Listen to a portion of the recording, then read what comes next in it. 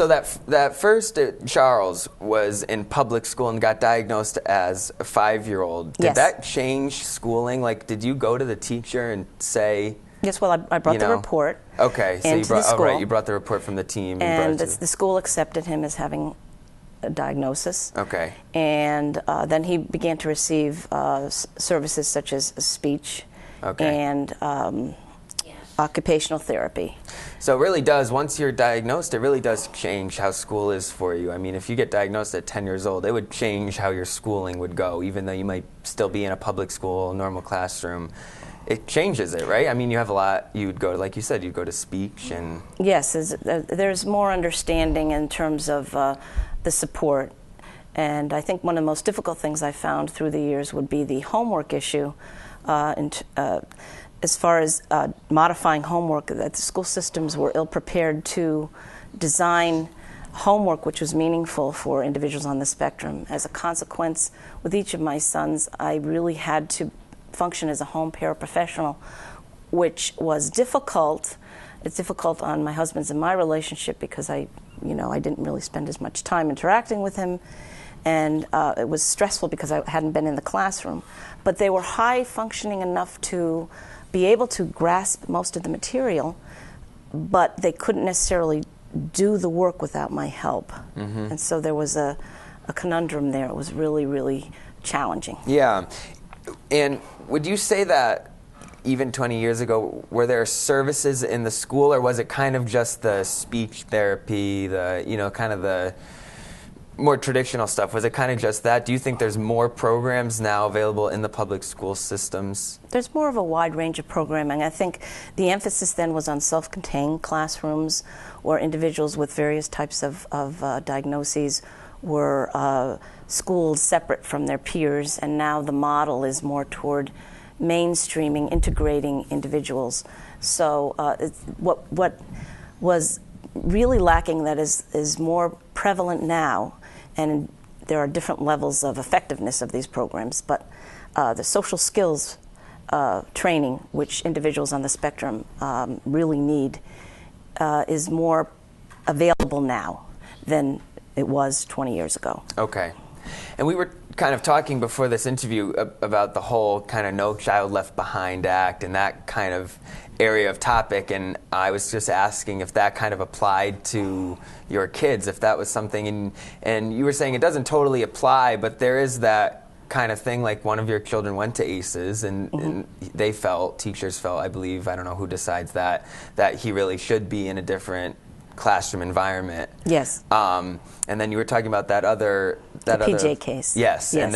And that applies. What is that, the PJ case? Because I think a lot of people hear about the No Child Left Behind Act, but what's the PJ case? Well, the PJ case was a case where the parent of a child who had an intellectual disability had a suit with the state of Connecticut regarding the fact that her child was not integrated into the classroom with his peers. Mm-hmm. So, as part of the resolution of that suit, there was a ruling that more people had to be more extensively integrated into the classroom. So, would you say that affected your kids? I think so. I think so. I think the whole focus was to expose the individuals to their peers and also to more of the curriculum.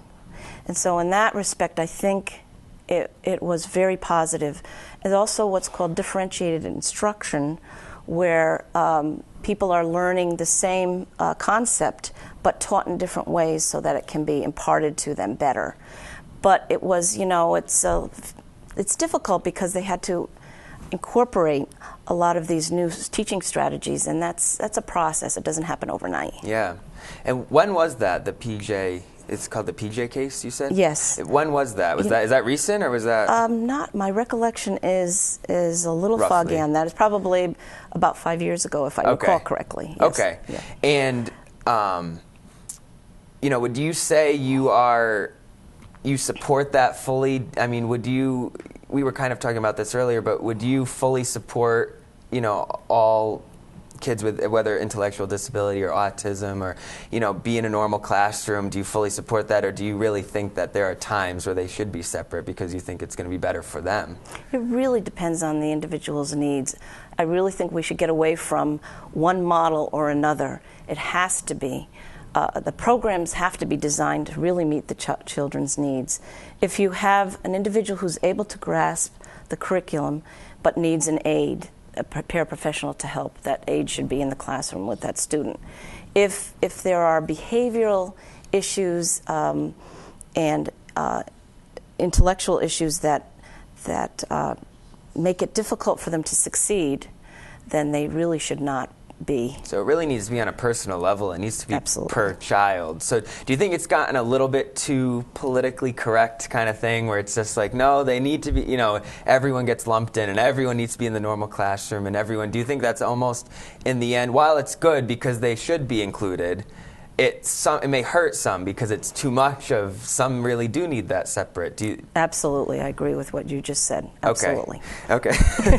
And I just want to go back, you mentioned it a couple times already, but advocating, and I think that's a big part of being a parent of children or a child with autism that many people don't really think about, because you think about the child who has autism, who's affected, personally affected, but really the family's just as much personally affected. And you were saying you have to do a lot of advocating. So, absolutely, yes. What does that involve? I mean, you said you had to attend classes and. Yes, I think this is where the Autism Spectrum Resource Center was critical to my efficacy in advocating. It's really a process, I often say to individuals that you have to, we want to be liked, and you have to get beyond that, understand what your child needs, and effectively work with the school personnel. You can't be too reticent, and you can't be too aggressive. But you have to know the law, you have to treat people with respect, and you have to be part of the team and really try to get what's good for your child, but at the same time respect the school. Yeah. And that's a tough balance because, I don't think people really think about that, because it's hard to really effectively advocate without just being that parent that the school knows is the complaining parent. You know what I mean? And that's important because you want to be effective, like you were saying. I think knowing how the system works is very helpful. For instance, you have to understand that principals are gatekeepers, and there's only so much in the budget, and so a lot of times they want to help students, of course, but a lot of times they have only limited funds. So if you come in asking for everything that your child needs and you're unreasonable and you don't work with the individuals in the school, then there's definitely a problem. You want your child to be treated with dignity, and to do that you have to respect the school personnel. Yeah, and it's important, I think, that the parent really does know how to advocate, because like you were saying, it's different what every child needs. You know what I mean? Absolutely. Every young teen or child, has a different level, and the parent's going to know that best, and if they can advocate correctly, they're going to know where their child needs to be in school, kind of thing, right? And it's a learning process, because you're also you're dealing with your own emotions. Mm-hmm. It's very difficult to be objective when you're emotional, and there's a lot of difficulty with families accepting this, and I found that therapy was very helpful for me. Therapy and understanding systems and understanding the process of getting beyond accepting a diagnosis and embracing my sons, I think that was critical for me.